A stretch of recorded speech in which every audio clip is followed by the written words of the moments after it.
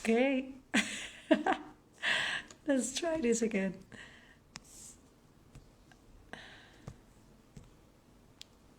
Hello, we're back.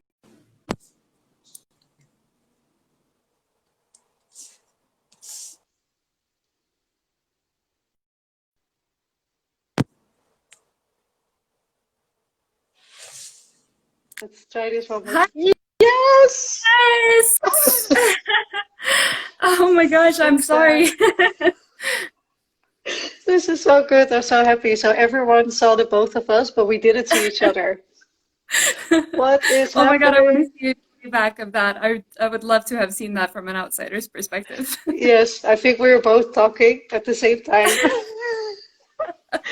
Amazing. Oh, really nice to have you here. Oh, thank you for Yeah. the tattoo comment. So this is really great. So for all the people who have no idea, so um, actually Michelle, she comes from 42 in Hive. So, sorry, in Finland. So it's called Hive. So just like last week, we had someone from 42 in Amsterdam. They go by the name of Codem. It's the same for Hive. They go by the name of Hive, but it is a 42 school in Finland. It always confuses me. So today we're gonna ask you anything, everything about the Piscine. So unfortunately, I already got some questions in the previous live session, but for the person who already sent me some questions, you can, hey, 42 Lisboa, bom dia. You can leave your question in the little balloon where it says a question mark. That's probably the best place to leave your question because then it doesn't get lost in the whole chat because the chat goes rather fast. And I, of course, also have some questions prepared, so let's dive right in. So, Melissa, can you tell us a little bit about who you are, where you're from, how old are Yeah. you? Oh my goodness. The how old are you part of that especially. So I'll be honest, I swear. So hi, I'm Melissa. I'm originally from the United States, but I've lived in Finland for about 13 years, 12 and a half. Well, And yeah, I am turning 30 next week, actually, or a week after next. I'm not keeping track anymore. And yeah, that's the basics. well, nice. This is really good. So I'm already seeing some question coming in. So someone's asking, is it still possible to apply to Voigt Wolfsburg? Yes, for sure. You can still apply. We just passed the 2,000 applicants, so we're very happy with that. But there are still spots in the piscine that's going to start in February 2021. Actually, we will be doing the piscine entirely remote, considering the circumstances right now. So yes, you can definitely still apply. Okay, so Melissa, why did you decide to join 42 in the first place? Like, what made you sign up? Well, what actually made me sign up was I saw the announcement of the school by Ilkka Päärinen at Slush. I was attending Slush because at the time I was working for an ed tech company as a content manager. And of course, I was intrigued because I had worked with pedagogy in the past. And I thought, okay, I've never looked into peer-to-peer pedagogy. I wonder how it works. So I went online and I took the test, mostly out of curiosity. I thought that I just absolutely ruined the test, if I'm honest. I had I to think see. at one at one point I think I remember thinking, oh, maybe there's no solutions at all, and they're just testing how long you'll sit here. Um, so anyway, the next day I got an email, and I wasn't expecting much, but when I opened it, I saw that I got into the next phase. And the best way I can describe the feeling was that it was like learning something about yourself that you didn't know was possible. And it gave me a sense of adventure to explore that potential. So it almost felt like there was a potential in myself that I didn't know about. And it made me want to explore it further. So I went to the check in meeting. And after the check in meeting, I had this burning feeling of just wanting to give it a try, Yes. really wanting Um, to try. So I signed up and I was very fortunate to be in the first Piscines at Hive.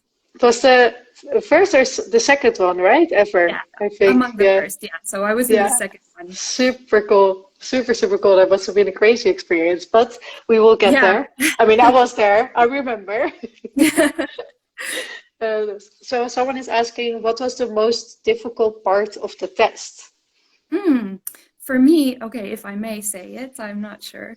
I would like everybody to explore it on their own, because I believe every person will see what parts of it are difficult for them, and it might differ for everyone. But at least for me, it was the lack of instructions, because I guess we mostly live in a world where people tell us like how things are solved. So Mm. there weren't really any clear instructions in the test about what to do. You basically just had to tinker around, figure it out on your own. But the not so challenging part of it was the reward of having figured it out the first time, seeing myself start to progress even quicker in the test. So it's like Oh, that that's cool. instant, Yeah. yeah, like I have learned something now that I've cracked it, and I can use that learning to continue.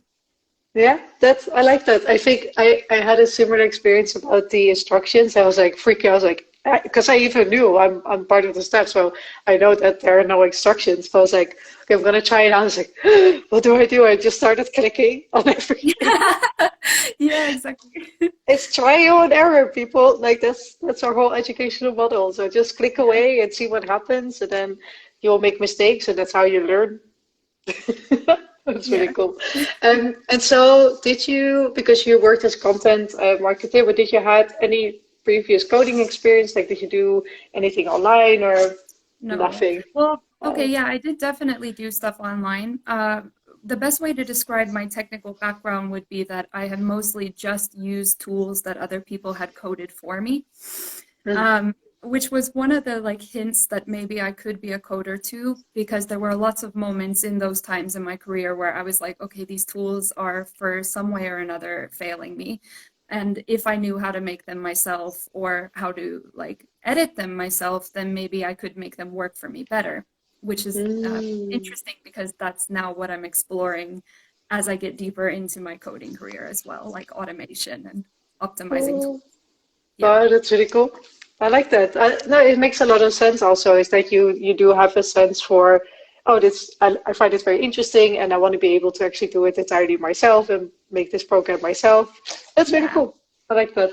And so, okay, so then you done the online test, you were intrigued, and then the introduction. So how how was the PC? Like I have a few questions about that, but maybe the first one would be, what was your biggest learning from this Piscine experience? Well, there were many learnings. It's really difficult to say which of them was the biggest. I think for me personally, the biggest learning was about myself Hmm. because I think that I had a lot of misconceptions about coding or what it is to be a coder or like who can be a coder that I took unfortunately even with me into the P scene, but I didn't take with me when I left.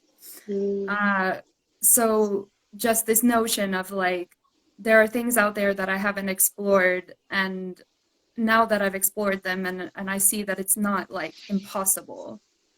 So just learning that about myself, I think, was the biggest takeaway because that's something that can be Wow, applied to absolutely anything in life. that's definitely I feel the same issue. Is that after my Piscine, I felt sort of this enlightenment, like, okay, if I don't know how to do something, it's fine. I just start at the Yeah, beginning, I look everything up, and then I yeah, just go and and iterate know from who that to moment. ask. Yeah, Exactly, know who to ask. That's like the exactly. biggest thing. Like, yeah. Yeah, that's true. And is there a moment in the PC where you're like, oh, that at that moment something just clicked in Oh, my with the brain? code. Hmm. Yeah, absolutely. Actually, in preparation for this live, I went and reread my mini blog from Oh Twitter. yeah. So basically, okay, every day after Piscine, as I rode the metro home, I had a 30-minute commute. So I spent that time reflecting on the day, and I did a mini like blog thread on each day on Twitter. And oh my gosh, the vulnerability. I'm so proud of myself for even putting any of this out there. But there was a day, I think it was day two, that Mm. was for me, it was a breakthrough. And I won't go into much detail because I don't want to ruin the experience for all of you who will be experiencing it yourselves quite soon.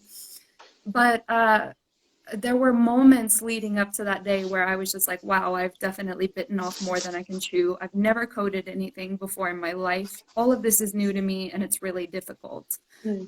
But somewhere around day two, and I credit that mostly to just being brave and asking all the people around me to not only help me, but help me understand what I was doing, things really just started to fall into place. And it Mm-hmm. was just like, okay, even if you're not like doing a lot in terms of how many exercises you complete in a day, as long as you're engaging with the process and absorbing as much as you can, it is adding up, even if you don't really see it right away.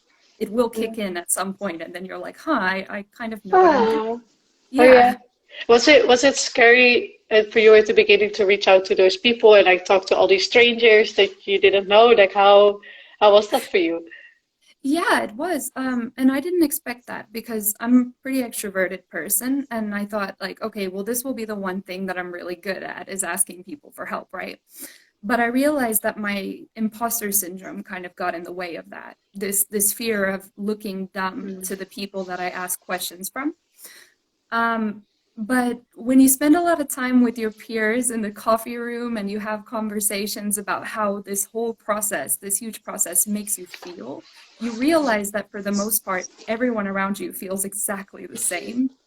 And everyone around you is a wealth of information, different information. So it's about pulling all of that information together and knowing who to ask.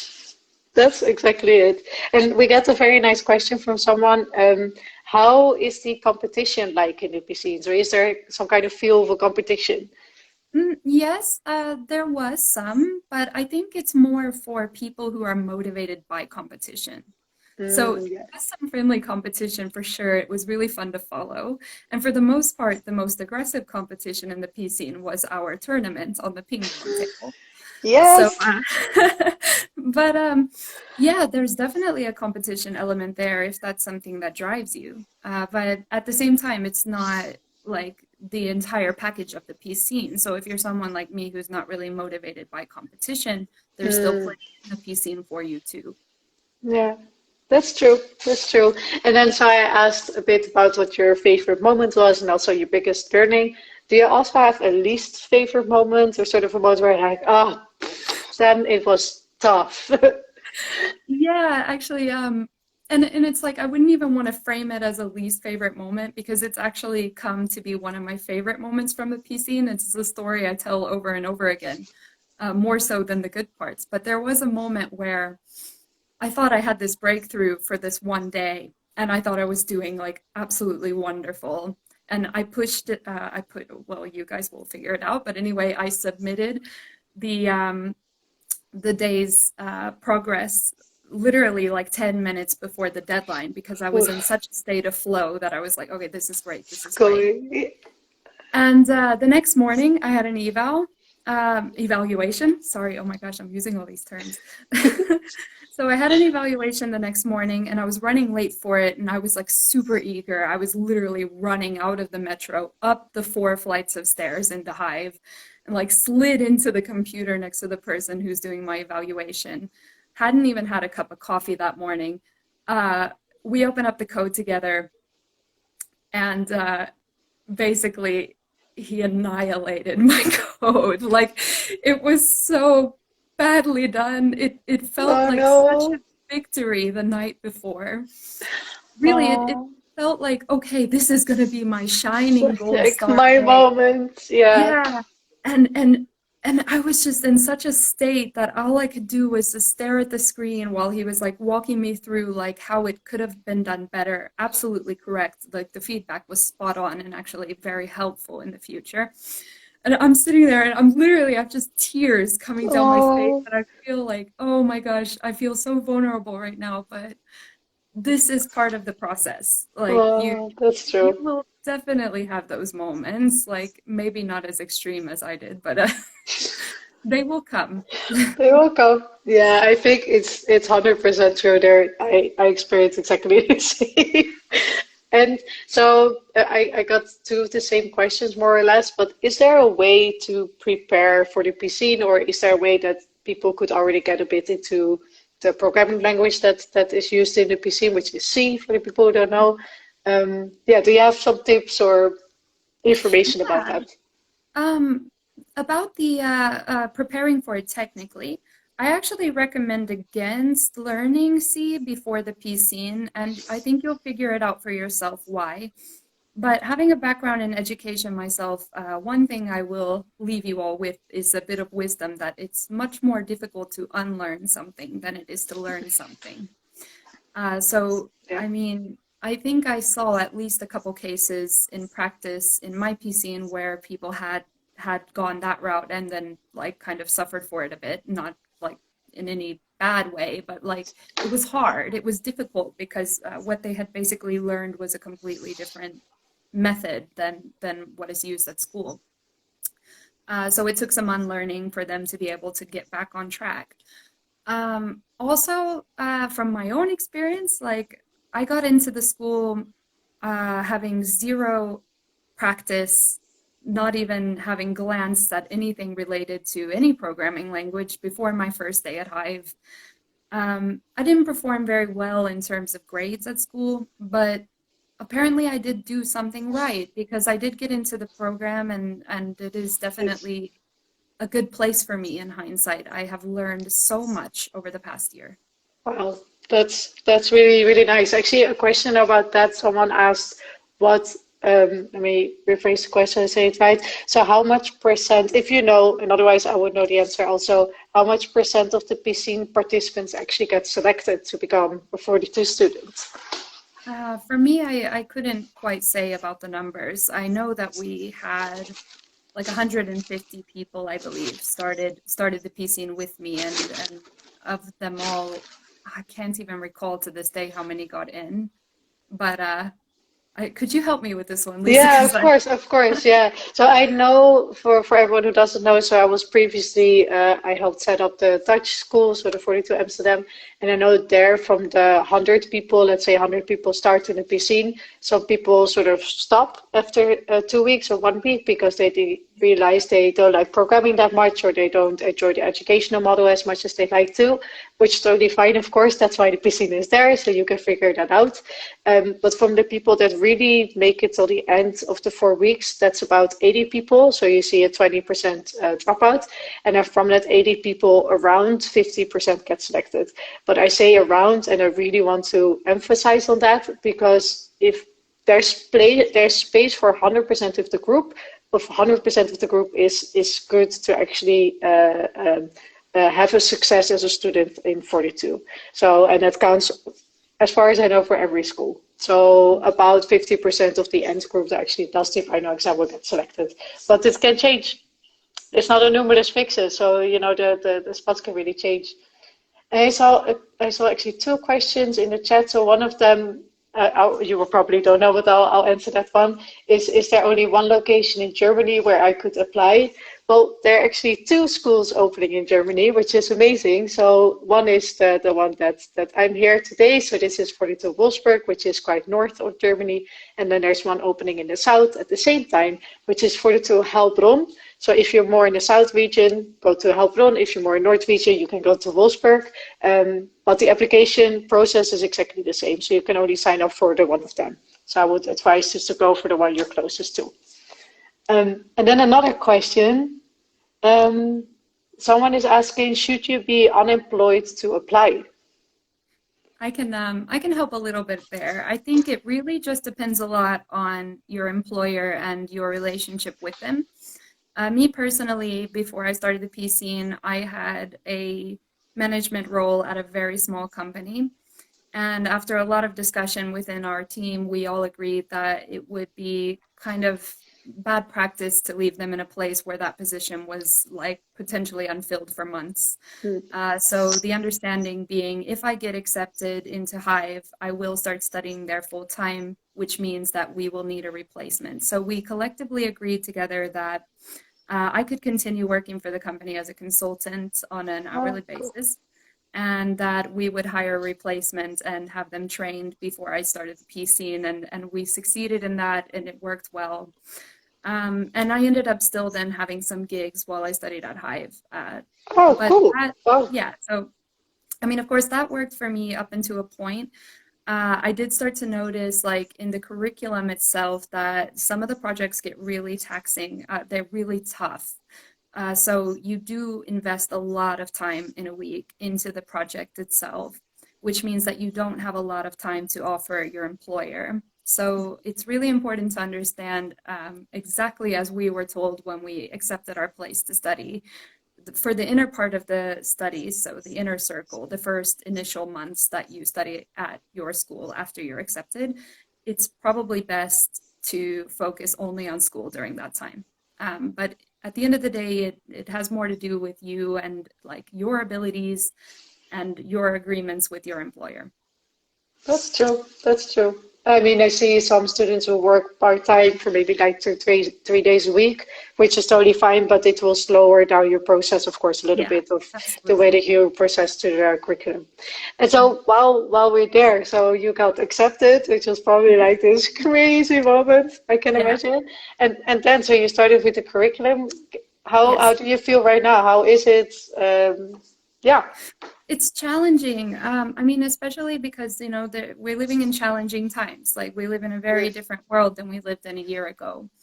But the learning that is found uh, in the curriculum, it's, I mean, how to describe it? You, oh man, sorry, I got a bit stumped. Of Uh, course. you learn complex things. When I explain the projects that I'm working on, for example, to my colleagues and my friends, I find a really good way of like explaining it in a way that they can understand. But behind the scenes, I know how complex those projects really are. So, for example, the project I'm working on right now is an algorithm that basically attempts to move a colony of ants from one side of an anthill to another. And Whoa. it sounds pretty straightforward, but you need to be able to do that in as few rounds as possible. And you can only Wow. have one ant in a room at any time.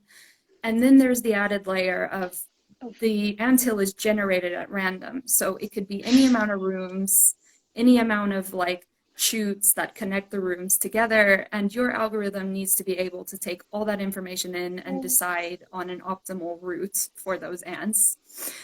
And it's like, okay, so Wow.